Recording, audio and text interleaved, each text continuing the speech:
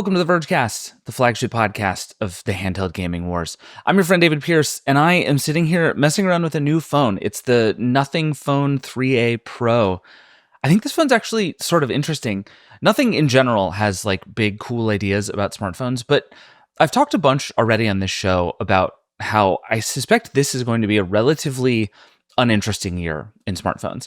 Flip phones and foldable phones aren't quite ready to go fully mainstream, and I think the iPhones and Galaxies and Pixels of the world just aren't going to be that interesting. So one of the challenges for myself this year has been to find new interesting ideas about smartphones. And I think the thing in this phone, it's called the Essential Key, and it's basically a button on the side that is designed to be an AI input. It's not like visual intelligence in the way that Apple is trying to do stuff or all the complicated multimodal systems. This is just, right now, frankly, it's a glorified voice recorder. But the idea is that it can also do things like take screenshots and just ingest information from you as you use your phone and then store it, organize it, make sense of it. That's actually a thing AI is set up to do relatively well and strikes me as a pretty good idea. It's super, super limited on this phone. It like barely can do any of the things that I thought it might be able to do. But cool idea, and seems like the sort of thing that if AI is going to come into smartphones, this is what it should look like. Anyway, we are not here to talk about really AI or smartphones today. We're going to do two things on the show. First, I'm going to talk to Sean Hollister about some data that he got about how the Steam Deck is doing compared to all of the other gaming handhelds out there, and what it says about where the Steam Deck and the Switch 2 and all the other handheld consoles might go next. After that, I'm going to tell you a story about a golf tournament that I went to. I went to West Palm Beach, Florida to see a thing that is, if not the future of golf, a future of golf, or at least it desperately wants to be. And I think what that looks like and what that means and how you even do that is really interesting. So I'm going to tell you a little bit about it. Then we have a question from the Vergecast Hotline. Lots of fun stuff coming in this episode. I'm very excited about it, and I hope you enjoy it. All that is coming up in just a second, but first, this thing lights up all the time, and it beeps at me, and Nothing has a lot of weird interface ideas that I need to go turn off. So I'm going to go do that. This is the Vergecast. We'll be right back. Today at T-Mobile, I'm joined by a special co-anchor. What up, everybody? It's your boy, Big Snoop Deal Double G. Snoop, where can people go to find great deals? Head to T-Mobile.com and get 4 iPhone 16s with Apple Intelligence on us, plus 4 lines for $25. That's quite a deal, Snoop. And when you switch to T-Mobile, you can save versus the other big guys' comparable plans plus streaming. Respect. We up out of here. See how you can save on wireless and streaming versus the other big guys at T-Mobile.com/switch. Apple Intelligence requires iOS 18.1 or later. Welcome back. All right, let's talk about video games. I'm not the world's most qualified person to talk about the bleeding edge of video games. I should just be honest about that. I have a PS4 right here, and I have an original Nintendo Switch. That's where I do most of my gaming. I've been waiting to upgrade to a PS5. I don't know what for something. It's just that all of the games I wanted for so long were on the PS4. And then I mostly became a Switch person, and I play some PC games too. But like, I am not the person at the absolute cutting edge of PC graphics for everything, which I think might be the reason I'm so interested in handheld gaming, which seem like they have the possibility to give me what I want, which is something easy and portable and uncomplicated, but also give me access to this new generation of games.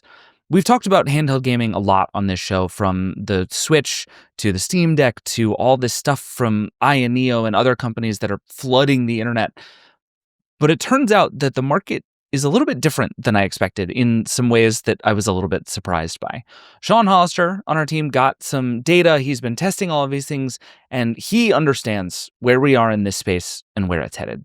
So I figured this is a good time to get into it. Let's check it out. Sean Hollister, welcome to the show. I'm back. I get to do this a couple times with you recently. This is very exciting for me.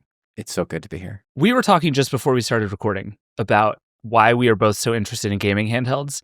And I think the reason for you is because you use a lot of them and care about them and are interested in them and have them.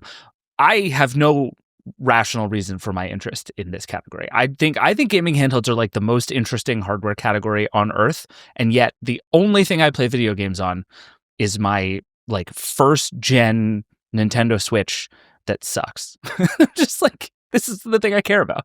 You say it sucks, but a moment ago, before we started recording, you told me that you were happy with it. I am happy with it. So the thing that I learned is we talked about this last fall, and you guys, I would say, did a heroic job of trying to sell me on a Steam Deck, which I did not buy. Oh. Potentially should have, and we should come back to that, but I did not buy it, and what I did instead was just resolve to never unplug my Switch ever again. And now it is a console that sits here on my desk plugged in, and it works just fine. And that's it. I thought the Nintendo Switch was a revelation when it came out. It really felt like that. As soon as they got over the hump of it just being only a Zelda machine, it was like, this is amazing. You have games that are the same games when you're docked and the same games on the go. They are the full games. You can play through full games now wherever you are at any given moment, on the toilet, of course, and everywhere else you might go in your daily life. Not just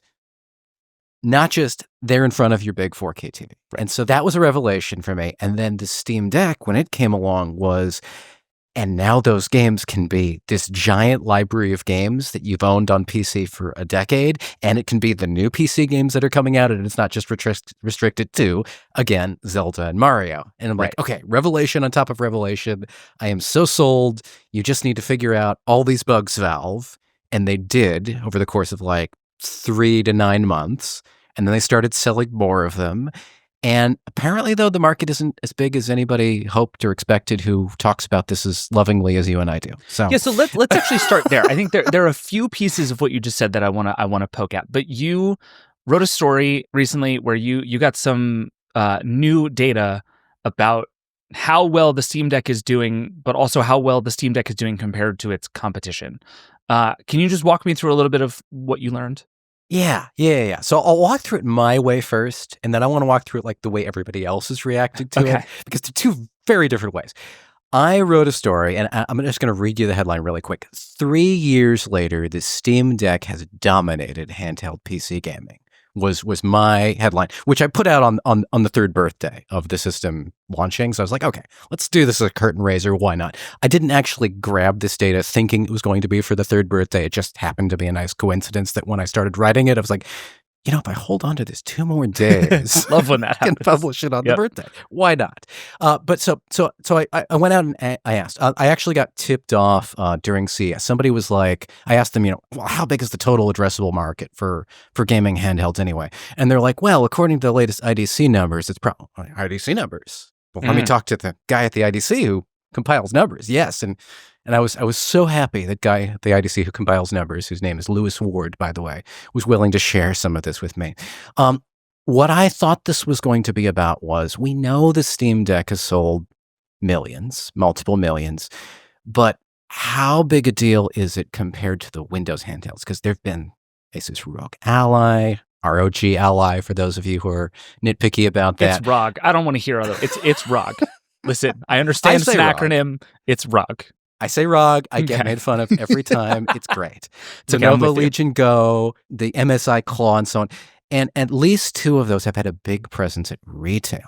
Best Buy, you go there, you can buy 2 different kinds of Asus ROG Ally, and you can buy your Lenovo Legion Go. And I was like, well, the things that everybody can just go buy, they probably have a big chunk of the market right now, right?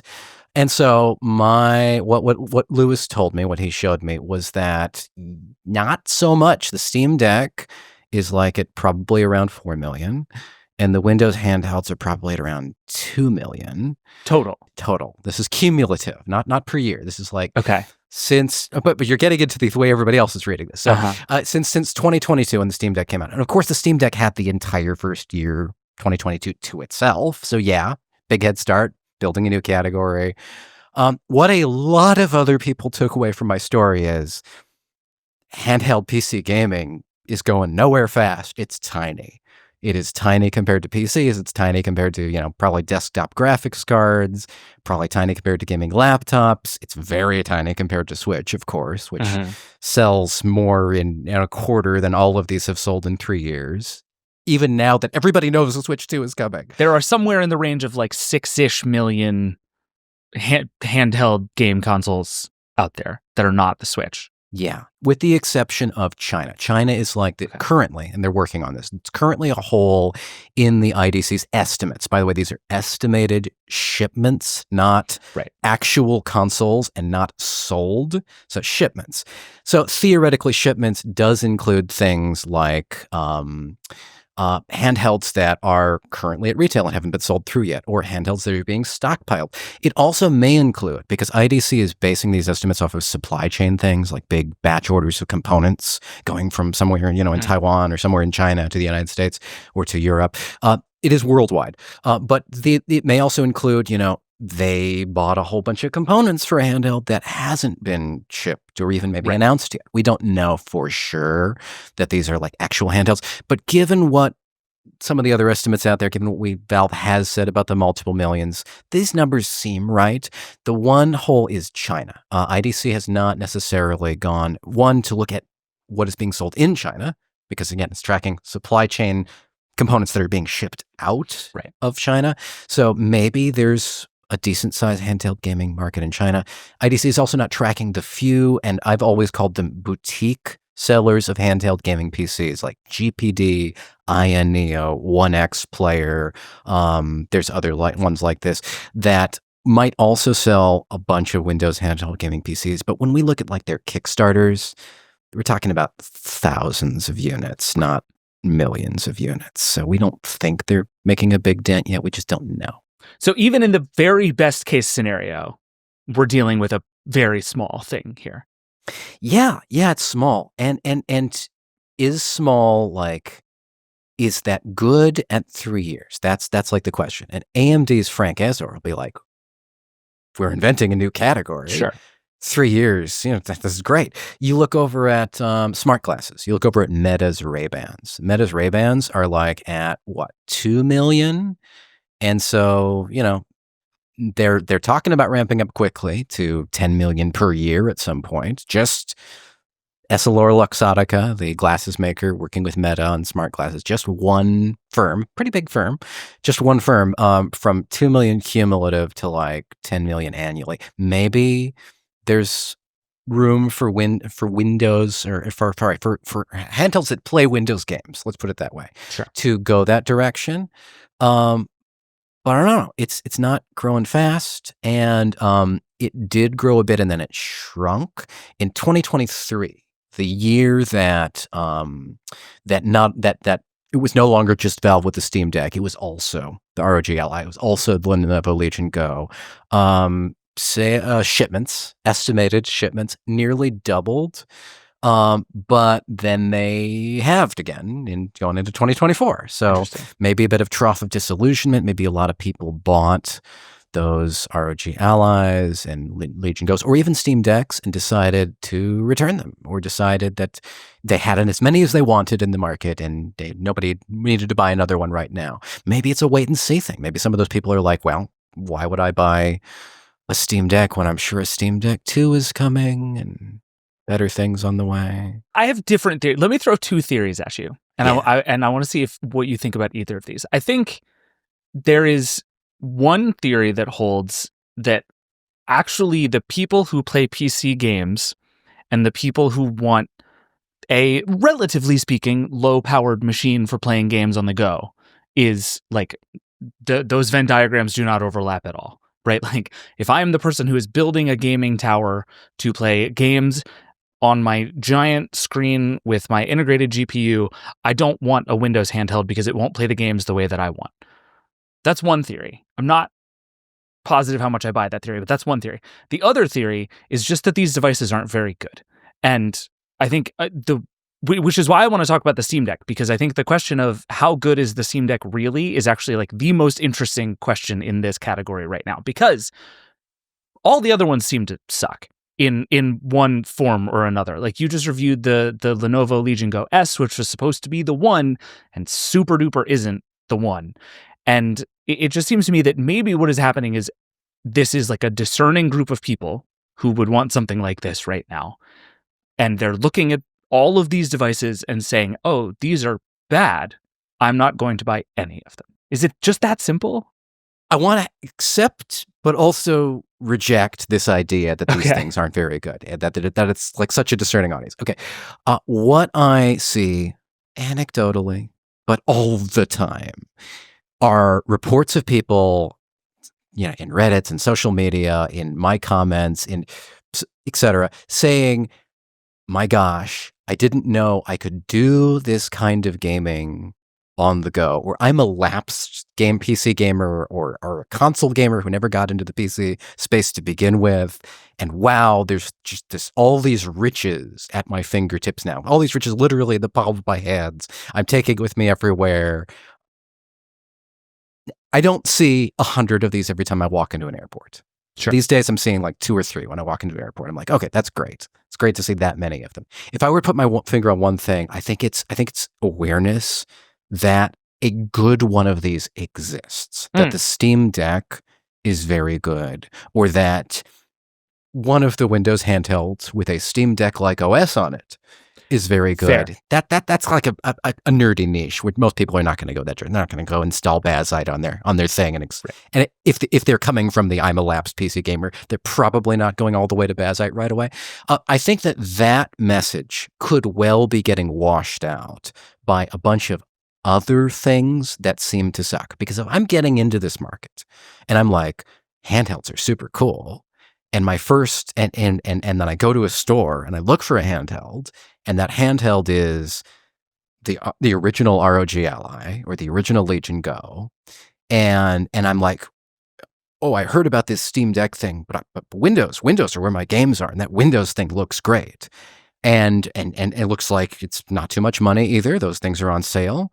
I might well go buy that Asus ROG Ally or Lenovo Legion Go, and then be like, what is this bullshit? The battery dies after an hour. These controls feel a little bit weird in my hands. I have to touch the screen constantly to make things to go where I want and to launch this program, and to I have to, when you open the box of one of these things, you plug it in, you turn on your Asus or your Lenovo, and then you spend 45 minutes installing mandatory updates and adding away dark pattern prompts for various pieces of Microsoft software that you don't want, subscriptions that you would never pay for, before you even get to the Windows desktop to begin installing your games through game launchers that may not be there yet, and then you have to go and touchscreen your way through a web browser to go download them first. What is this bullshit? If that is your first experience getting into handheld gaming, handheld PC gaming, you're going to think that the whole category is bullshit too. And I don't know why Microsoft has not addressed this meaningfully. If you instead trust a company that's mostly known for for games, not for hardware, and has had some weird failings in hardware in the past, to ship you a console that uses Linux, an operating system that you're likely wholly unfamiliar with, and do not know whether it will play your games. And in some cases, people will rightfully say it will not play certain games. It did not play your FIFA.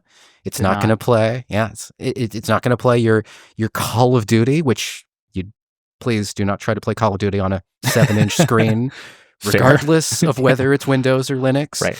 If you jump through the mental hoops of, there seems to be a lot of mental friction here, and then you turn that thing on, you will be confronted with a wonderful experience that is designed for handheld gaming and plays lots of games you can get very cheaply.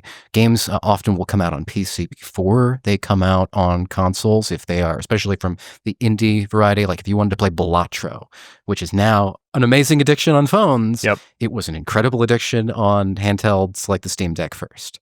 Totally. So that's a really interesting way of thinking about it, because I think there is a piece of that is just like these devices make you ask a lot of questions and ensure a lot of things that buying a PlayStation doesn't, right? Like you buy a PlayStation and you are going to plug it in and it is going to play all of your games the way it is supposed to play your games.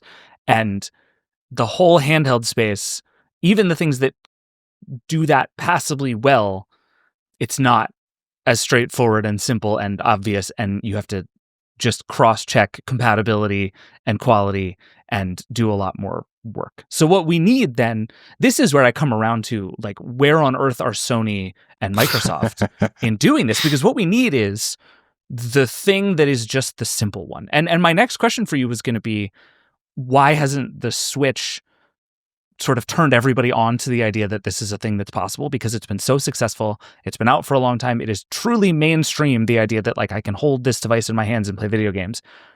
But I think it's also true that Nintendo just sort of permanently exists off to the side of the rest of the gaming world.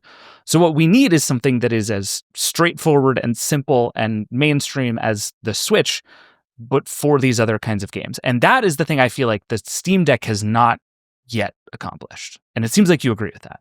The Steam Deck has not accomplished it in the market yet, but it has accomplished becoming the wake-up call for those companies you just named, for Microsoft and for Sony. Microsoft and Sony, for a very long time, have known the wisdom in the industry is that you cannot compete with Nintendo on a handheld.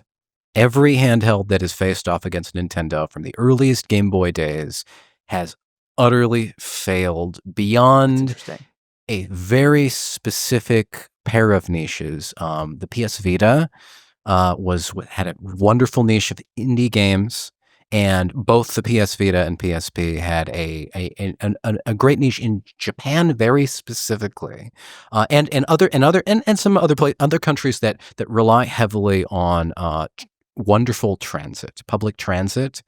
When you have a public transit country where handheld gaming is valuable and you might have several other people on that train with you to do like local networked things together. The DS Lite did a great job of that from Nintendo, but also the PSP and Vita did some good jobs of that for Sony. But for the most part, for the entire history of handheld gaming, the collective wisdom has been, don't mess with Nintendo.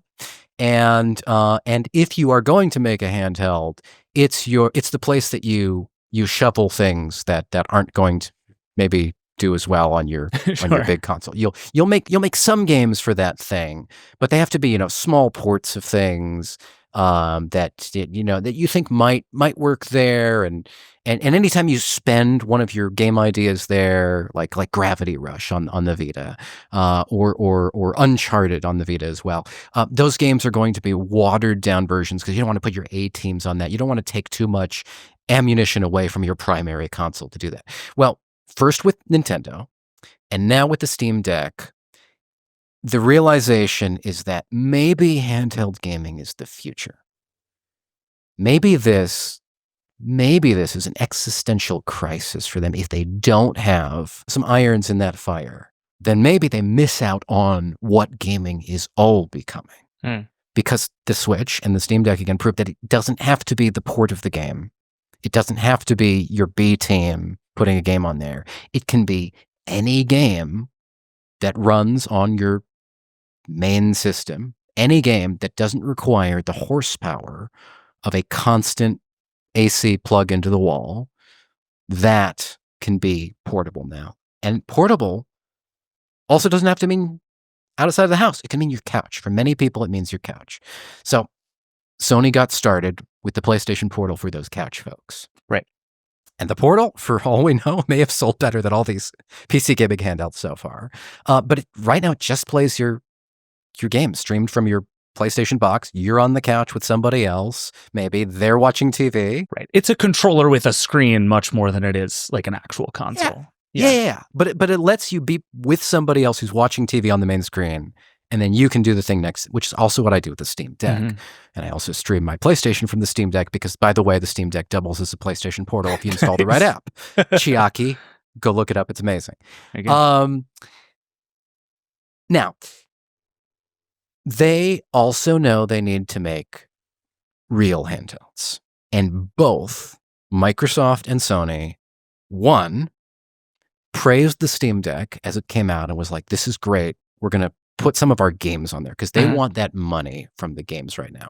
Both Sony and Microsoft have realized that putting games on PC is basically existing games on PC.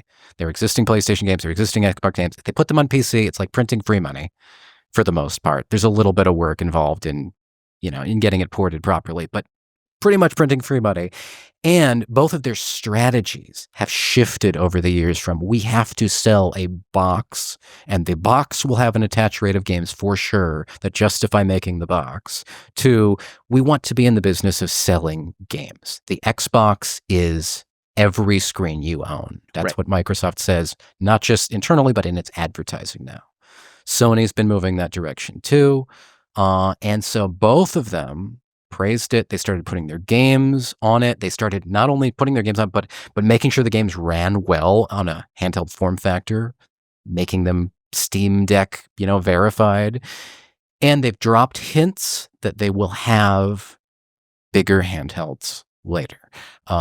The reports, which I should cite both of them to Bloomberg, by the way, are that Sony and Microsoft will have something in the next few years. Not right away. It's not a reason to not buy something existing right now, but in the next few years, they're both looking into this. They're both building around this. What is the holdup here? Like the Steam Deck has been out long enough that people are demanding a new one because it seems to be at the end of a cycle before there should be a new one, and yet we're still at a few years for Sony and Microsoft.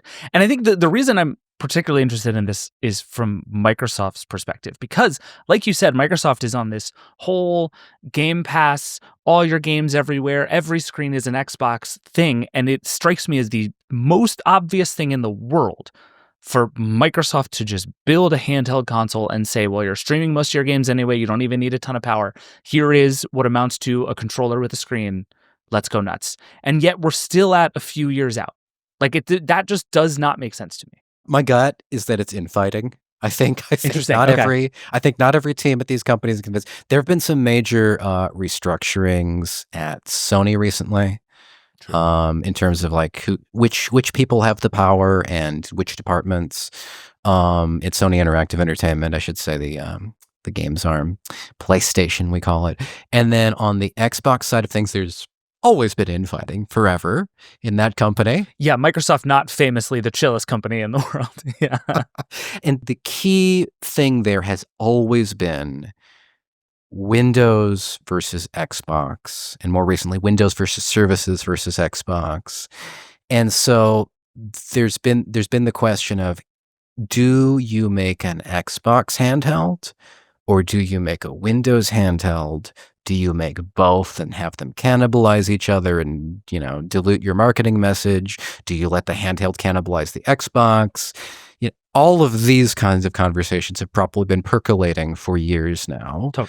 There are some canceled devices in the past too. I mean, we reported on an Xbox tablet years ago. We reported on an Xbox streaming stick. They've thought about ways to branch this out, and at the end of the day, they've canceled the ones we've heard about, rumored coming out at some point in the future.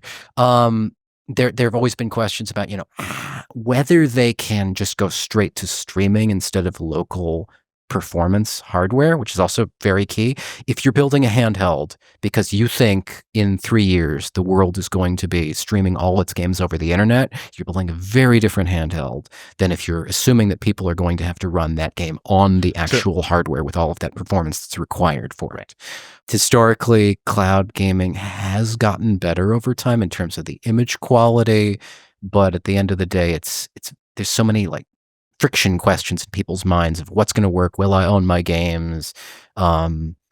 Is your house close enough to the servers? What happens if other people in your house suddenly use the internet? People's home routers and Wi-Fi points aren't really designed to be like, I'm going to make sure that this one device's connection is rock solid, unless you are an IT admin setting that up at your own home with that proper quality of service. NVIDIA and Microsoft have worked on baking some of that into the router, some of that, but you can't expect the average person to buy one of those things and just have it work yet. And we don't know when that's going to change. So I don't know how far Microsoft is down that road, but so at CES, we caught up with Jason Ronald, whose title is VP of Next Generation at Xbox. Unbelievable title, by the way. Amazing title. Also, wow, amazing beard. Ooh, okay. The face hair on this guy. I like this guy already. Phenomenal. I'm All jealous. And he says that the idea is going to be bringing the best of Xbox to Windows. Okay. So boiling that down, they still want to do the big platform play where they help a lot of Windows handhelds happen, which is great for them because they sell Windows licenses on those handhelds, and then they sell Windows subscription services and apps, and they can say it's also a PC and all these kinds of things. But the big problem with Windows right now is you turn it on and it's Windows, and they would like what you see to be Xbox. They would like what you see, and I would like what you see to be, here are your games, instead of here is 45 minutes of installation and prompts. Right. It's like set-top boxes. Like when I turn on the thing, you should show me the things that I am here for and nothing else. It's pretty simple. There are so many things on top of that you could theoretically do, and that the Steam Deck does, that I don't think a Windows handheld that is Xbox tomorrow would necessarily do. The Steam Deck has touchpads, 2 of them, that let you play decades of PC games more easily because many of them expect you to have a mouse cursor to do things. Valve has worked tirelessly to make sure that the controls are the most customizable, not just of any handheld, but of any gaming device ever made. So that you can map any of them to do any number of things, and not just map one to one, but also create chords, multi-key chords that do various things, or fine-tune exactly how far your character or camera turn when you move it this much based on the gyroscope. I have a setup in a first-person shooter game, which, by the way, you can play first-person shooter games on a Steam Deck because of gyro, because of wonderful gyro. I can set it up so that when I do a quick movement or press a certain button, it will rotate me exactly 180 degrees in the game, or exactly 90 degrees to the left or right, snap turns and things like that.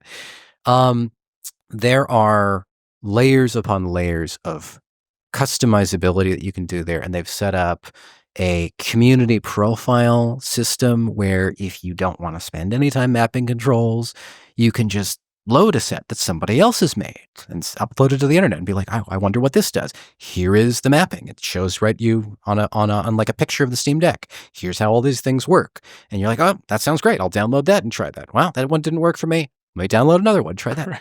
Now I have controls that feel native to this system for a 10, 15-year-old PC game if you want. The other thing that I think will be difficult for Microsoft to do if they just attack this as here is a new layer we're adding on top of Windows is that many games don't run as well on Windows. Let me back up. Many Windows games do not run as well on Windows as they currently do on Linux on a Steam Deck. Seems bad, Sean. Seems bad. It's not great. It's not great.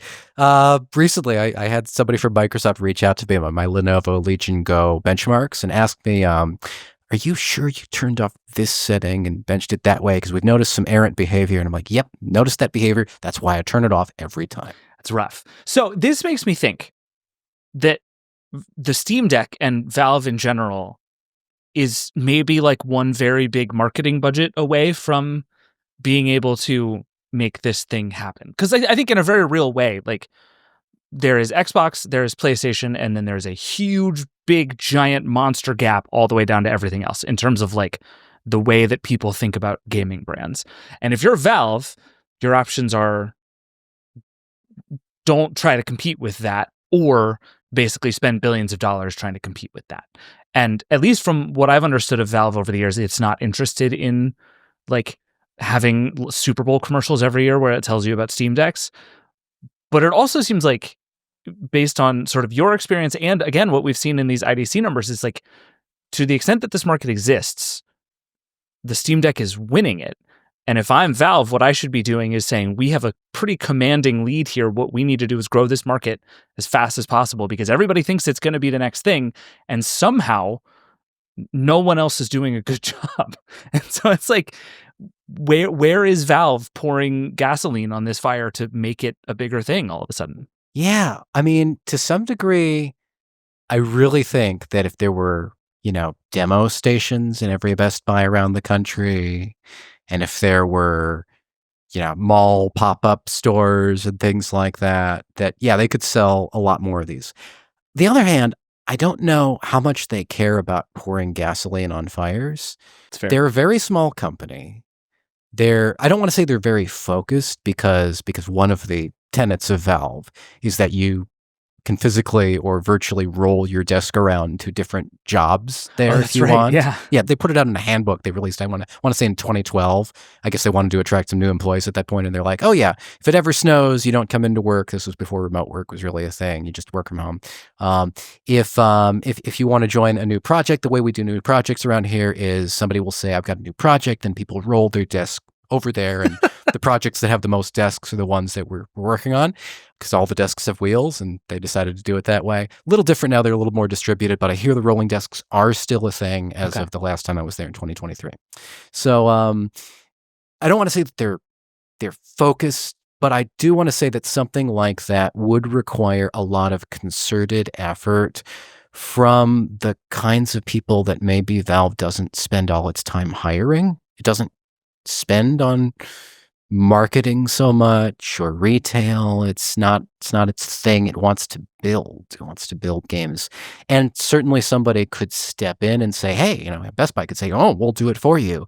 But Valve also wants to have pretty strong degree of control. They want to make sure the message is right. They want to make sure they're seen as this benevolent entity, which many PC gamers are happy to hold them up as, because, hey, this Steam Deck wouldn't exist without them, and look at all the way they handle themselves with this game and that game, and they must have poured a ton of money into this that they're not recouping to make the Steam Deck happen to begin with. Then other people are saying, well, yeah, but they take 30% off of all of these games in Steam, and they make ridiculous amounts of money. And I don't know. What I'll say there, though, is I don't know if they would just say yes because to anybody else want to do it for them because they like that amount of control. That's fair. So, but it does seem like we're due for a race. If you believe this market is going to get much, much bigger in the coming years, and I think you and I both do, and I think if we're wrong, it's because people are stupid, not because this isn't a good idea. So I'm going to plant that flag now. Like, handheld gaming is the future we should have. I fervently believe that. But anyway, if that is the case, if the 6 million you talk about is going to turn into 60 or 100 in the next however many years, it seems to me that the race is essentially, can Valve convince the world that the Steam Deck is good before somebody else can build a really good Windows or Xbox handheld? Is that the race? Is that where we are right now? I think that Valve would be fine if they didn't win that race. I don't know why that frustrates me, but that frustrates me. It frustrates me too. Like, I want everyone to experience the glory of PC gaming and the glory of handheld gaming. I want those two things for everybody, and I want them to be intertwined. But Valve, I feel like they think about a lot of these projects as we want to uplift our people, our PC gamers. Here is another thing that we want for ourselves, that we want our PC gamers to enjoy. And now that they have that, yes, Valve has said there's going to be a Steam Deck 2 someday and a Steam Deck 3 someday and so on. They're planning this as a generational thing with maybe up to 4 of them that they were willing to be like, yeah, we think we're going to do that. But I don't know if they feel like they need to go much further, as long as somebody is letting people do this. And so, yeah, I think they will keep doing it, but I think they might be fine if the sales are just enough to, recoup what they put into it when they combine the handheld and the game. But yes, as a watcher, as somebody who wants this stuff to happen, yes, please find the chip and the screen that'll make it happen. I wrote another story. I wrote a story, what handheld PC makers should do to fight the Switch 2. And I wrote it because there was a lot of interest in the Nintendo Switch at that moment. But I do believe that there was this moment for me where I was buying all my indie games on Nintendo Switch. I was like, I want my Mario, my Zelda, obviously, but I also want to take all these other beautiful games I would otherwise not have the time to play with me on the go, to the bed, to the couch, etc., where I can find the time to play them. Mm-hmm. And I was doing that for Switch, and as soon as Steam Deck came out, I was like, I can do them there better, cheaper, longer, without typing my password into Nintendo Store every time and dealing with the Nintendo things around that. And now I was buying all my indie games on Steam Deck.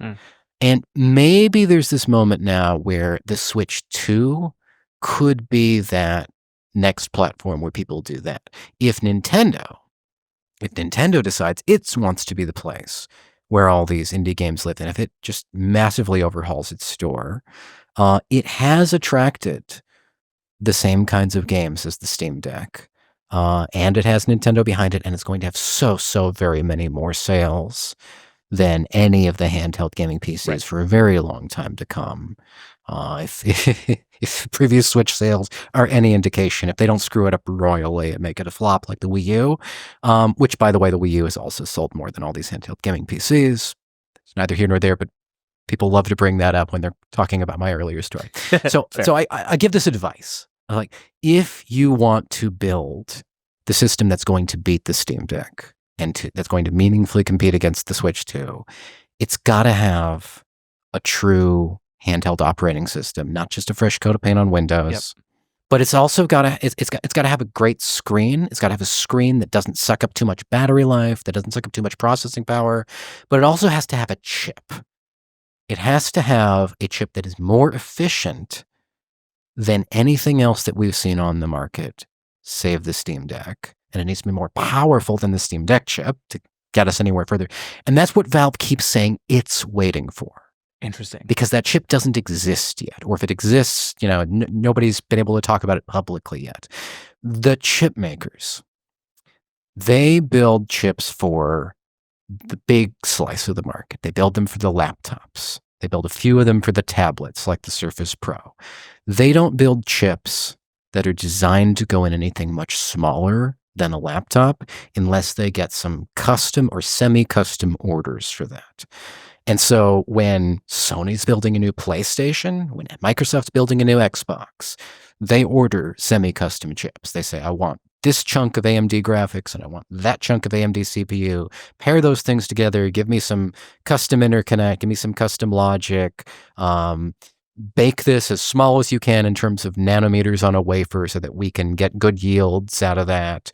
And that's what I'm going to order for my future console. Right. And give me 30 million of them. Exactly. Give me a lot of them. Valve did the same for the Steam Deck. Although I have heard a story that maybe it was a canceled Microsoft tablet chip or Microsoft handheld chip or something like that. So if you know anything about that, Sean@theverge.com is my email address. I'm Sean Hollister 01 on Signal. Please come find me and tell me the story. Valve did this for the Steam Deck, unless it was Microsoft who did it for the Steam Deck. But none of these other handheld gaming PCs have that style of custom or semi-custom chip. They've got a laptop chip, which AMD did some extra work to change the power profile, make it a little bit more efficient because they know we're not going to be throwing as many watts at it in a handheld form factor. But fundamentally, they do not have the efficiency that you need to build something that scales down to low wattage, long battery life, like the Steam Deck. Instead, Windows manufacturers have to brute force it by putting in twice the size of battery, like Asus did with the ROG Ally X. Great system because they did that, but imagine if it had more efficient chip. Valve keeps coming out and saying, one of their developers in particular, one of the Steam Deck designers, Pierre-Loup Griffet, I hope I got his name right. Sorry if I butchered it just now. He keeps having to shoot down every new rumor. Oh, Valve's going to use this new chip in their new thing. He came out and said, we're not putting the Z2 in a Steam Deck. And until I reviewed the Lenovo Legion Go S, which has the Z2 in it, I did not know why. And then I reviewed it. I'm like, the Steam Deck is beating this new AMD chip. How is that possible? Oh, that's a tough comparison. Yeah. So maybe what we're actually waiting for, rather than a bunch of belief in this new industry, is just somebody to build the chip, and like floodgates will open when suddenly this thing is possible. Because that trade-off you're describing is what everybody wants, right? Like that is the thing that unlocks this. And maybe that is the thing that we're waiting for more than anything else. Who pays for the chip is the question. Right. Is it Qualcomm that wants to get into the the gaming space started toying with it with the Copilot Plus PC chips, but didn't really get there. And then suddenly Qualcomm, who's a giant player in modems and is beginning to be a small player in laptops, becomes the handheld PC gaming chip. And this stuff has to move to ARM because Qualcomm makes ARM chips. And all of a sudden you're running Steam on ARM and running Windows games on ARM, which people have experimentally done, and it kind of works. And there was even some code in the Valve code base suggesting that the Valve has maybe experimented with this too. Or is it Microsoft building something special? Is NVIDIA is the one who, by the way, NVIDIA is the one that builds the chip in the Nintendo Switch. NVIDIA, that's NVIDIA graphics in there. It's NVIDIA, even CPU, I believe. NVIDIA. Does NVIDIA say, well, we've already got this chunk of the handheld gaming market. Why don't we have all the handheld gaming market? And again, things move to ARM, and we're running Windows games on ARM, and so on and so forth. Is it a bunch of these PC makers banding forces and saying, AMD, instead of giving us a laptop chip this year, how about we all foot the bill for something better for handheld gaming PCs? And then we're all on the same footing as one another, but we were there anyway, and now we think we can sell a lot more of them. Well, if you look at 2 million cumulative sales for Windows-based handheld gaming PCs over the past, 2 years, maybe they can't afford to do that quite yet. Maybe it'll be longer before that happens. Yeah. Somebody's either going to have to go all in, or something is going to have to happen externally that winds back, it seems like. I have to say, this is all really validating my theory that I made the right call by just buying into the Switch and never unplugging it, and it's going to be fine for a while. This is all making me feel better about that decision. All right, Sean, we got to take a break, but thank you for coming on as always. It's good to see you. Thanks. All right, we got to take a break, but then we're going to come back, and we are going to talk about the future of sports and why the future of sports is really humongous, truly gigantic displays. Because of course it is. We'll be right back. Today at T-Mobile, I'm joined by a special co-anchor. What up, everybody? It's your boy, Big Snoop Deal Double G. Snoop, where can people go to find great deals? Head to T-Mobile.com and get 4 iPhone 16s with Apple Intelligence on us, plus 4 lines for $25. That's quite a deal, Snoop. And when you switch to T-Mobile, you can save versus the other big guys' comparable plans plus streaming. Respect. We up out of here. See how you can save on wireless and streaming versus the other big guys at T-Mobile.com/switch. Apple Intelligence requires iOS 18.1 or later. Welcome back. I want to tell you a story about golf. But I promise, if you don't care about golf, it's not really a story about golf. It's a story about huge screens and arrays of 9 projectors and digital sensors everywhere, and a big existential question about the nature of reality. And I guess, sure, a little about golf. So a few weeks ago, I got on a plane down to West Palm Beach, Florida, to go see a match in a new league called TGL Golf. The golf I went to see wasn't on this big, beautiful outdoor course, though there are lots of those in West Palm Beach. I was indoors. I was in this small arena called the SoFi Arena that had only been open for a few weeks. I'll explain how the game works in a minute, but first let me just walk you through the arena. Outside, it's just a big white box with a giant SoFi logo on it. It honestly looks more like a data center than a sports arena when you kind of get there. You walk in the door, and there's a TV set for filming pregame shows, there's a merch store, and there's really not that much else. This whole thing, honestly, to stand there feels barely finished. It has a bunch of high-top tables and a few bar carts that all just kind of appeared on the polished concrete, and that's it. There's a walkway that goes all the way around the edge of the building, and it's all kind of like this.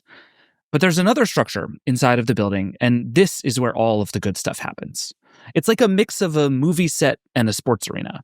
So just picture this with me. If I'm standing in the middle of the arena, I'm on a flat patch of turf in the middle of a space that feels maybe a little larger than a football field. On one side of me, there's a round area, which has a couple of sand-filled bunkers and a small hill and a bunch of different golf holes around it. That's the green. That's the spot where every single TGL hole ends.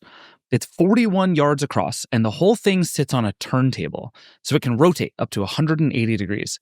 There are hundreds of tiny actuators underneath the green that can change its shape and its slope in just a few seconds, too. It's one green, but it can be almost anything. That is where all TGL golf holes end. They begin on my other side, where players stand on a patch of grass that's actually grown in a field outside of the arena, and they hit balls into a giant screen. And when I say a giant screen, I mean a giant screen. It's 53 feet high and 64 feet across.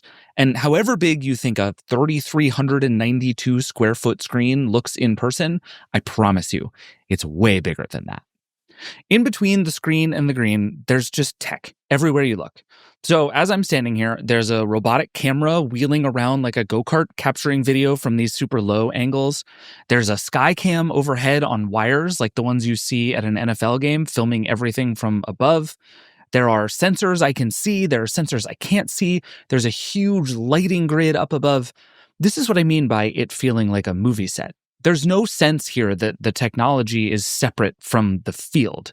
There's a huge sensor array just a few feet behind every golfer as they swing. And that robot camera I mentioned does this cool swoopy motion thing in front of them before just about every shot. It all adds up to something that feels like a cross between a movie and a video game and a sporting event. It's a little bit Wii golf and a little bit professional golf. And I have to be honest with you, I kind of love it.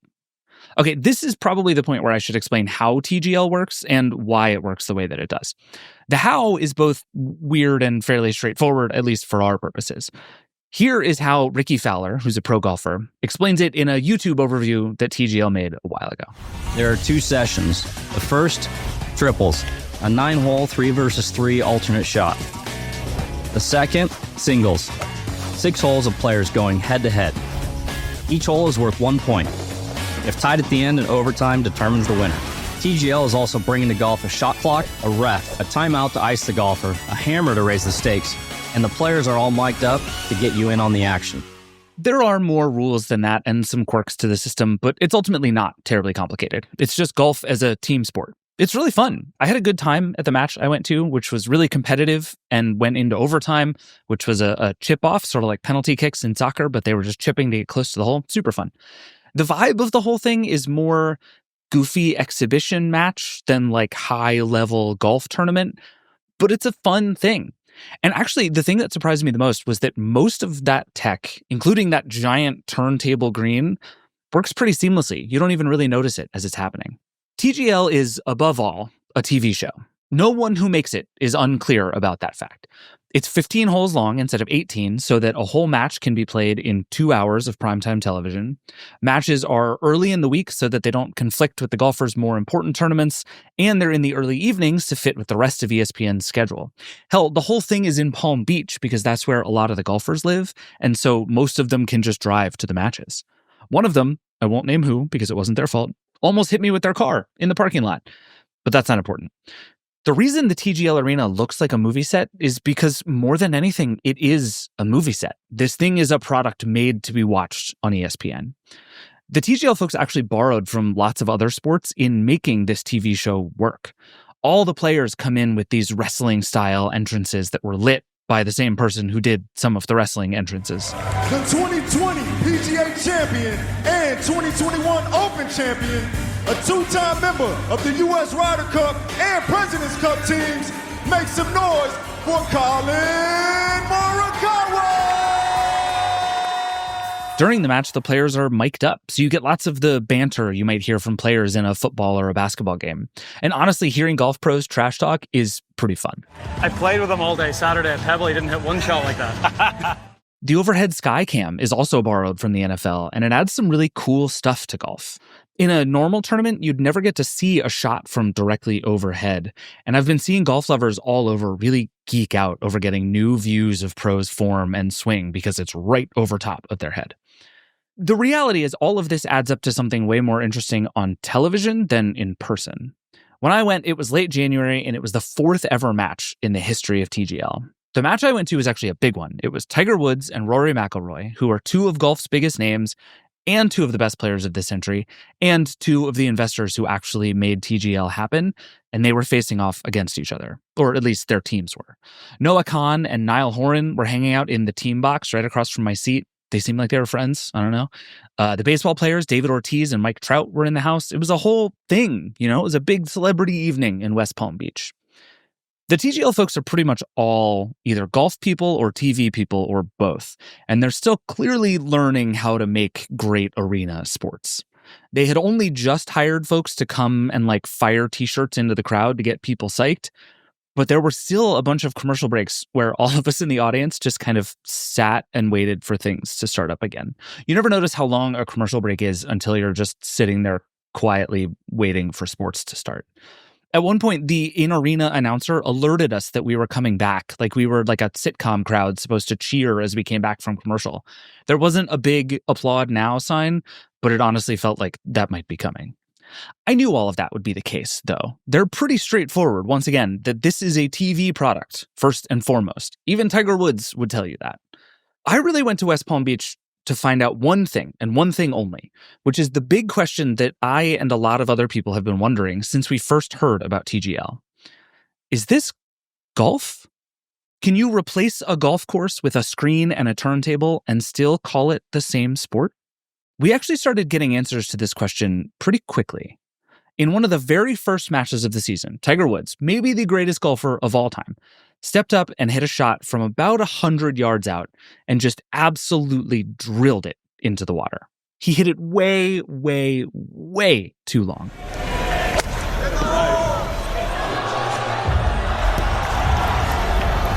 I think that up box goes too far. I think the up box goes miles. He hits the ball into the screen, and the screen shows the ball bouncing off of the green and into the water. And the water, by the way, is kind of shoddily rendered because I don't think anyone thought we'd need to look at the water very much. And Tiger just sort of stares down, like he's confused that this just happened. Golfers this good can usually tell how a shot went the second they're finished swinging. And you could tell this ball didn't do what he expected. A little while later, Tiger hit another short shot like this one and hit it way left. He didn't like that shot very much either. He threw something, I think a tee, at the tracking sensor behind him as he walked away. And since he had his mic on, it was pretty clear how he felt. That easy. Sucked. Thank you, sir. And then, not long after that, Tiger hit it into the water again.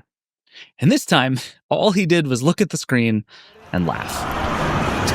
How many penalties have we had? Tiger's team, which is called the Jupiter Links Golf Club, got absolutely demolished in that match. Tiger chalked the whole thing up to him just not playing well, but a lot of people started asking, is the technology here actually working? We've all seen what Tiger Woods can do with a golf club. So when it goes wrong, are we going to blame him or are we going to blame the technology? There's this saying in sports that ball don't lie. The idea is that whenever something happens that feels wrong, the game itself kind of autocorrects. It's karma, basically, but for sports. There was this NBA player, his name was Rasheed Wallace, who would famously yell, "Ball don't lie," when he'd get called for a foul, but then the player who he didn't think he fouled would miss the free throw. I think Rasheed Wallace might have invented the saying. I'm honestly not sure. But the message is simple. The game tells the truth, and the ball keeps the score. On a real golf course, we'd know what happened if Tiger Woods' shot went into the water. It would mean that Tiger hit a bad shot. Ball don't lie. But in this case, we didn't see where Tiger's shot went. We saw the beginning of the shot, and then it hit a huge giant screen, and then a half second later, we saw an animated ball fly through the air, bounce off the green, and hit the water. There is an awful lot that happens in that half second that is designed to make sure that the virtual ball still don't lie.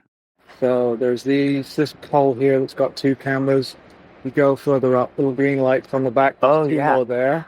And then the same on the opposite side. So that is Andrew McCauley. He's the CTO at a company called Tomorrow Sports and the technical mastermind behind all of TGL. From the turntable to the screen to the sensors to the cabling that puts it all together, that's all Andrew. And right now, as he and I are talking, he's standing on the middle of the TGL Arena turf, right behind the tee box, pointing to a bunch of different stuff and explaining to me how it all works. Each of those poles with two cameras that he mentioned is a full system from a company called Top Tracer, which tracks a golf ball through the air. Top Tracer is everywhere in golf. If you go to a driving range, there's a decent chance you're using Top Tracer tech just to see how far your shots go. This is the same idea, just way more complicated. There's a redundancy and an accuracy play to this.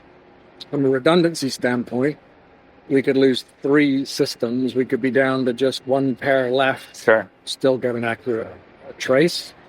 With all 4 running, They do, and this is probably where it differs a little bit from the range, that they stitch together the results from as many as it gets, so all four, and chooses. Does it like improve linearly that way? Like, is having four things pointing at it going to give you better data than having one or two or three? It won't be linear because there's a point where it's not going to matter. Okay, but it helps. More than one helps. It helps. Okay.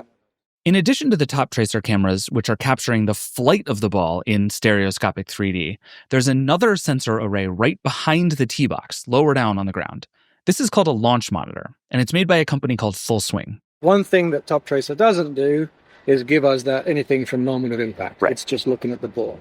If you go fly from the rough, the ball behaves that way and it models it that way. Right. If you don't, it doesn't. So, but we added Full Swing's obviously the big simulator game software, customized for us, and we added an array of their launch monitors, so that we could also get moment of impact information. That gives us stuff that Top Tracer doesn't, like club speed and things like that, anything to do with the club. It gives us a second spin number as well. I called up Andrew later after this conversation and asked him to explain to me again how all of this stuff gets combined to figure out what happens to the ball. Basically, what he said is it starts as soon as a player walks up to the box to hit their shot. The screen switches to show that their spot on the course, pointing at the hole, and everything resets.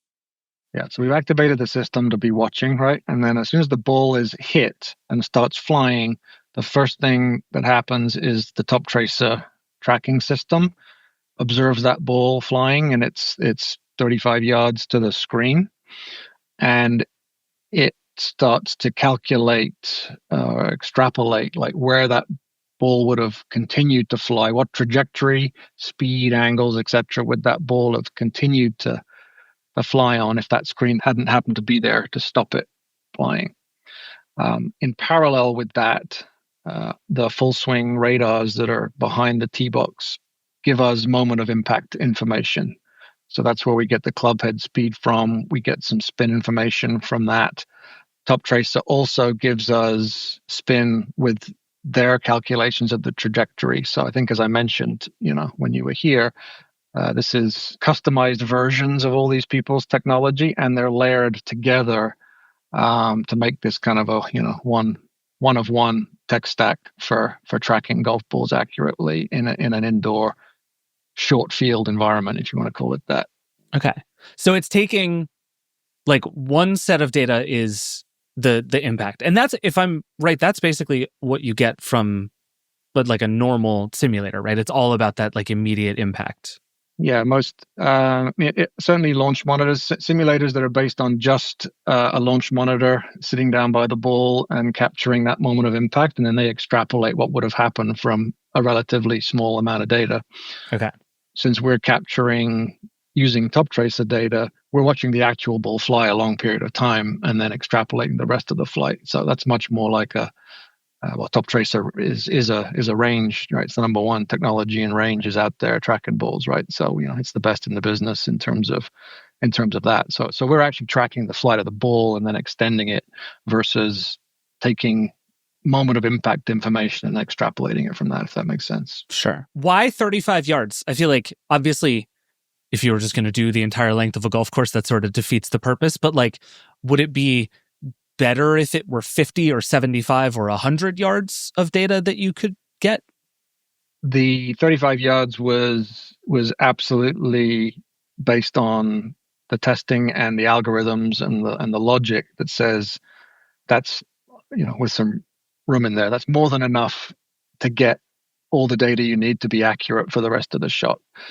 And then we literally, size of the building, size of the field of play, how much real green do we want, as much as we can get. This is all designed for, like Andrew said, accuracy and redundancy.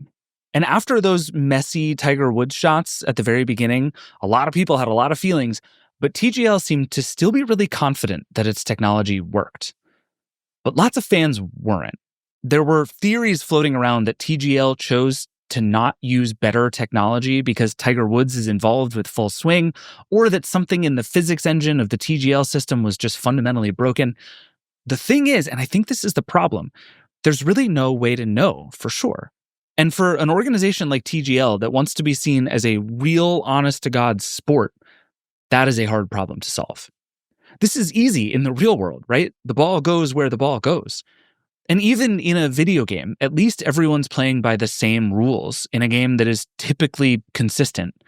But when we combine the real world and the virtual one, and the virtual world's job is to figure out what's going on in the real world and then make guesses about it, the translation gets really tricky. There have been a couple of other issues along these lines over the course of the season. A few weeks after that Tiger Woods night, Tommy Fleetwood, another very good professional golfer, stepped up and hit a really confusing shot.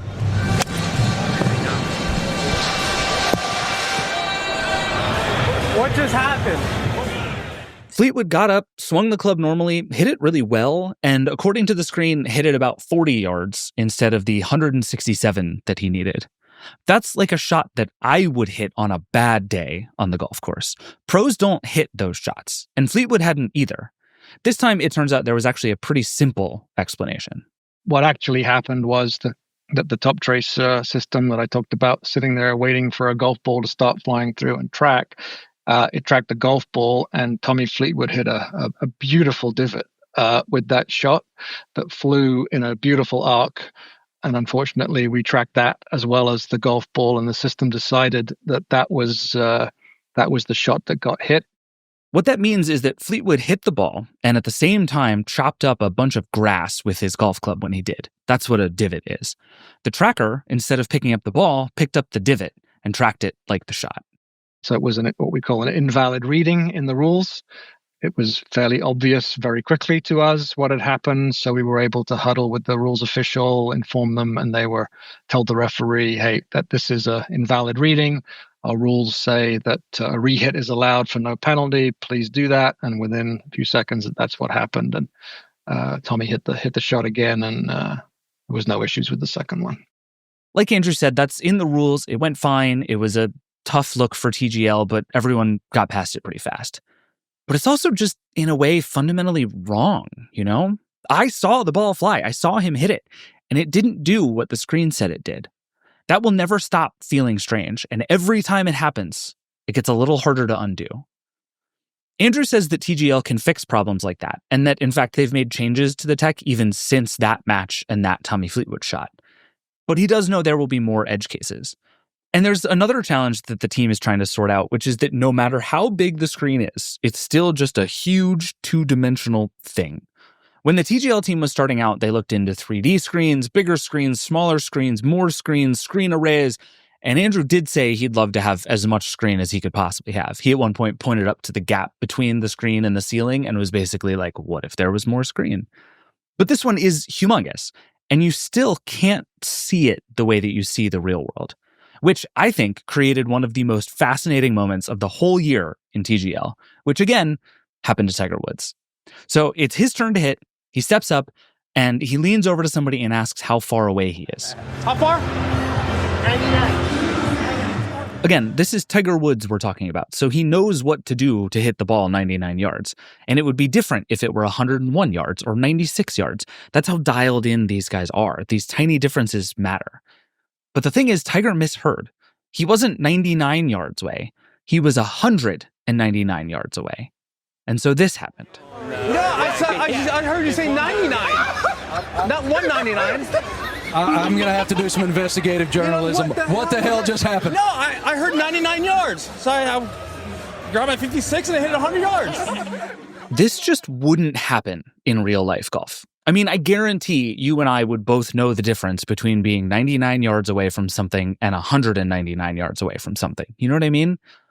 But in Tiger's case, in this moment, he's 35 yards away from the screen. He's always 35 yards away from the screen. He has to rely on the technology to tell him the rest. The TGL players have actually been saying all season that this has been one of the biggest challenges. They play by sight and by feel, and you just can't get that hitting the ball into a screen, even when it's a really big screen. The same is true on the green, by the way. One thing I heard Tiger say is that the fact that the TGL green is the same green, but also a different green every single time because they're able to change its rotation and its shape, really tripped him out. It's the same hole over and over, but it's never, ever the same hole. And wrapping your head around that turns out to be really complicated. Ultimately, this is why I think the TGL question is fundamentally a technology one. Can this be golf, or is it just something else? Take out all of the issues that there have been. The truth is, TGL doesn't even need to play by the rules of golf or even of physics or course design. There are already a few holes in the TGL world that are played around lava or on almost impossible terrain. So, why not play TGL on the moon or in some wild Tron-looking universe? The TGL folks say that they're trying to strike a balance there, but it's a tricky one. They want it to feel real. They want people who care about golf to care about this. But they also need to embrace what's possible here. And at least from where I sit, the more TGL tries to feel like outdoor golf, the more obvious it becomes that the tech just can't get there. That balance is tough for the golfers, but I think it's even harder for viewers. How are you supposed to trust the technology, especially after seeing all the ways it can fail? There's something pure and honest about sports. You watch the game and one team wins and that's it. Sure, fine, complain about the refs and stuff and everything's always unfair when your team loses. But fundamentally, the game tells the story. Ball don't lie. But here, I look at the YouTube comments on every TGL video and they're all just like, how am I supposed to trust the physics engine here? TGL wants you to bet on these matches. That's actually a big part of the plan. Are you going to bet on golf, or are you going to bet on computers working like they're supposed to? And are those the same thing? Wouldn't it be easy to tweak the computers to make people miss those shots? There's just something unknowable here, something removed from real life that feels hard to overcome in a way that even playing a video game doesn't feel so hard to overcome. The morning after the match I went to, the TGL folks were doing a tour for a bunch of golf creators, showing them how the tech works and letting them hit into the huge screen to get a sense for themselves. I just sort of sneakily jumped the line in jeans and sneakers, grabbed a club, and stepped out in front of the thing. All right, I gotta hit one good shot here. I feel like I'm nervous. Whew. I don't even have anybody watching. The TGL team told me that the whole setup, this whole arena, is designed for there to be one sweet spot where all the on-screen depth and viewing angles and everything aligns exactly right. And that spot is right here in the center on the tiny patch of grass where the player hits from. It's kind of true. Standing there in the center as the grass slopes away down from me and toward the screen 35 yards away, it does feel more like I'm hitting a ball on a golf hole. But it also feels like I'm hitting into a really big screen. I hit 5 shots, some of which went okay, and some of which went, well, not okay. Ooh, that's not going anywhere. Testing the tracking? Yeah, just seeing if it works. This was, frankly, very embarrassing to do in front of a bunch of golf professionals, all of whom seem to have gorgeous swings, even though they're in marketing or IT. But I'm here for journalism, right? Gotta see what happens when you suck. And they did promise me that I'm not the worst they've ever seen. But they did also make me promise not to reveal which celebrity hit a shot so bad it broke part of the screen on the side where it shows the scoreboard and stats, which is why there's now a net that covers that screen. I really enjoyed my TGL experience. I've enjoyed it all year, and TGL has been a hit this year. It's only year 1, and basically everybody who works there tells me they have lots of ideas about how to make it better for next season. That has to do with both the technology and with the way that the game itself is actually played. They all understand that even the rules of this are not fixed yet. There are also still a lot of golf purists and fans who think the whole thing is weird and bad and just kind of hokey. But the ratings have been solid. People are talking about the league. Tiger and Rory and the others seem to be having fun, honestly, and that might be the most important part. The playoffs start this week, and I'll definitely be watching. I've been watching more of this season than I actually expected. But the question is still right there, and someone is going to need to answer it. Is this golf or is this video games? Does the distinction even necessarily matter? And when one of the world's best golfers steps in and whacks the ball into the screen, what is supposed to happen? In the real world, ball don't lie. But on the screen, it can actually do pretty much whatever you want it to. But you at some point have to decide what that is. All right, that's enough golf talk for now. We need to take a break, and then we're going to come back and take a question from the Vergecast Hotline. We'll be right back. Today at T-Mobile, I'm joined by a special co-anchor. What up, everybody? It's your boy, Big Snoop Deal Double G. Snoop, where can people go to find great deals? Head to T-Mobile.com and get 4 iPhone 16s with Apple Intelligence on us, plus 4 lines for $25. That's quite a deal, Snoop. And when you switch to T-Mobile, you can save versus the other big guys' comparable plans plus streaming. Respect. We up out of here. See how you can save on wireless and streaming versus the other big guys at T-Mobile.com/switch. Apple Intelligence requires iOS 18.1 or later. All right, we're back. Let's get to the Vergecast hotline. As always, the number is 866-VERGE11. The email is vergecast@theverge.com. We love all of your questions. Lately, we've been getting a lot of questions about gadgets and which ones you should buy this year, which is very good timing because there's a lot of new gadgets coming. So I think we're going to get into trying to make sense of this giant run of new stuff, especially in the smart home world, a lot over the next few weeks. More to come on all of that. For now, we have a question about iPads. We've talked a lot about iPads on this show, and I promise we're going to stop, but I confess I find iPads fascinating. So this is kind of a question, kind of a comment. Here it is. Hi, David. My name is Ben. I'm a senior in college. I'll be graduating here in a couple weeks. Wanted to talk about an iPad. I know you recommend that everyone stick with the base iPad, and that's probably a good recommendation for most people, but I wanted to advocate for the iPad Air just a little bit for one group of people in particular, which is college students. I, like many of my friends in college, use an iPad for note-taking and use an app like Notability or GoodNotes. And I don't know if you've used either of these apps, but they're a lot better for the type of note-taking that college students do than Apple's inbuilt Notes app. And they also tend to be pretty intense on iPads. Like my 2021 iPad Pro can get pretty warm while I'm working with a big document in Notability. So, the other thing I wanted to say is a lot of college students come out of high school with some gift money or some more money to spend. So $550 for the extra headroom with the M3 processor now, I believe it is, for an iPad Air is pretty reasonable because, I just had to replace my laptop halfway through college because my XPS 15 crapped out on me. And I think that spending the additional money up front to get that more headroom, especially for someone who's using the iPad for something that's not just Netflix, is probably worth it, in my opinion. I think that's what a lot of people are doing in school, and I think that's where the biggest chunk of iPad Air users come from, especially when it's $550 with an education discount. So that's just my thoughts. I picked this one to play this week because this reflects feedback we've heard a lot over the last several weeks, in a few ways, actually. One is just that it turns out that people who want to take notes with a mix of a keyboard and a pencil, much more popular than I expected. That sounds sort of silly to say now. That is like the whole purpose of the iPad. But I've always thought of that as kind of a cool feature, but one of those things that you think you're going to want to do a lot more than you actually want to do, and that most people gravitate towards one or the other. But I think in certain parts of the world and in certain kinds of jobs, and certainly for students, which is a thing I heard a lot about the last few weeks, that is really powerful. That mix of I can set this down on a desk and use it like a laptop with really long battery life, but I can also just flip it flat on the table and use it with a pencil. Super powerful.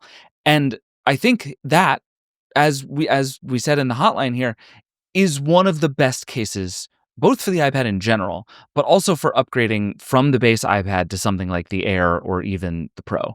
You get the better accessories, you get that versatility, you get just the sheer everythingness of the iPad. And if you're going to buy an iPad, the point is to get something that can do things your laptop can't, right? Like, I really think if you are thinking about, should I use this as my main computer? The question is not, will it be better on an iPad, or will it be more seamless on an iPad, or can I do more stuff on the iPad? Because the answer is usually no. The iPad is a pretty locked down system compared to the Mac or Windows. But there are things you can do on it, like physically, that you can't with a Mac. And so if you start from, I need something I can write on with a pencil sometimes. Of course, you should buy an iPad. And you should buy something that gives you access to the best accessories. So that right there might be the best case I've ever heard for an easy upgrade from the base iPad to the Air or the Pro. Thing number 2, there are apps like Notability and GoodNotes, both of which are fabulous apps, by the way. Notability in particular is one of the apps that Apple will often show in its demos to show you how good some of the new features are. It requires a ton of processing power. It does really interesting stuff with handwriting. It's built in some of the AI features. Notability in particular, I think, is like one of the best and most iPad-y iPad apps anywhere. It's excellent. And it is, as we were just talking about, the kind of thing you can't do in the same way on any other device. And those things do want a lot of extra performance. So again, if you want to do something like that, I think I may have slightly overrated how powerful some of these powerful apps need to be, right? I think a lot about things like Photoshop and Lightroom and Logic and Final Cut, these like heavy graphics intensive editing processes that some people do and some people like to do on an iPad. But there is a level below that is like, I just need to have lots of images in my notes and I need to be able to write quickly and I need to be able to flip between 1,000 pages and do the character recognition and search. And that stuff requires real performance. And you can do it on a base iPad, but again, you will notice the difference. So I think that's meaningful. Thing number 3, and this is another one I've been thinking a lot about the last few weeks. The price of an iPad is not a simple thing to understand. I think this is true of phones too, in a way that with laptops, it really isn't. Laptops kind of cost what they cost. Sometimes they're on sale, but the price there is reasonably assumed to be the price most people are going to pay. Not true with iPads. iPads have huge corporate discounts. iPads have huge education discounts. You can often get last year's model on a pretty big discount. You can find them on like holiday discounts in a way that a lot of Apple products in particular don't get discounted. So the idea of I can upgrade a little and either get last year's model much cheaper or this year's model with some discount that I have access to, and thus instead of spending, $300 more on an iPad, I'm spending like $150 more on an iPad, then the upgrade becomes very compelling. So I think this is a path that I maybe have underrated in thinking about the iPad. I still think that if you are a person who wants to like hold an iPad in your hand and watch movies on a plane, or give it to your kids so they can play games, or I don't know, do the New York Times spelling bee every morning, that's like perfect iPad activities. And they are so well served by every iPad in the line, including the base one. But there is a kind of base productivity device that the iPad can be that isn't quite laptop replacement. In fact, part of the point is that it's not a laptop replacement, but it is almost that kind of thing. It can do things your laptop can't. It can do things your laptop can, but it gives you that same kind of all-in-one machine. You do want the performance upgrade there, especially if you're going to use it even through all 4 years of college, right? Like that's a long time in device cycles. And I think buying something with more power based on the idea that I might want to do more with it, and also it's just going to get harder to do these things over time, that's a great reason to upgrade an iPad. So I just wanted to share this because this and all the feedback I've gotten like this has really changed how I think about the upgrade path of an iPad. And I think Apple really would like to lead you all the way up to the Pro. And I think that's harder, right? Like I think the leap from I need all this stuff so I should get an Air all the way up to like, oh, look at that screen and it's so thin and now I'll get a Pro for several $100 more. That's a bigger leap. But the one from the base iPad to the iPad Air that says I just need to like use this device instead of just look at it, I think is real. So that's how I've been thinking about it and just wanted to share. Also, I'm hopefully going to get a base iPad in front of me here very soon. And we will be able to compare these things for real. Because right now I have 4 iPads stacked on my desk. And as soon as it's 5, I will have all the answers. And I'm very much looking forward to it. All right. That is it for the Vergecast today. Thank you to everybody who came on the show. And thank you, as always, for listening. As always, if you have thoughts, questions, feelings, or other iPad use cases you'd like to tell me about, you can always call the hotline 866-VERGE11 or send us an email, vergecast@theverge.com. We absolutely love hearing from you, and we are so grateful always to everybody who reaches out. This show is produced by Eric Gomez, Brandon Kiefer, and Will Poor. Vergecast is Verge production, part of the Vox Media Podcast Network. Neil and I will be back on Friday to talk about everything going on at Doge, everything going on in tech, more AI news, more gadget news, because that just keeps happening. There's lots going on. We will be on top of all of it. We will see you then. Rock and roll. Today at T-Mobile, I'm joined by a special co-anchor. What up, everybody? It's your boy, Big Snoop Deal Double G. Snoop, where can people go to find great deals? Head to T-Mobile.com and get 4 iPhone 16s with Apple Intelligence on us, plus 4 lines for $25. That's quite a deal, Snoop. And when you switch to T-Mobile, you can save versus the other big guys' comparable plans plus streaming. Respect. We up out of here. See how you can save on wireless and streaming versus the other big guys at T-Mobile.com/switch. Apple Intelligence requires iOS 18.1 or later.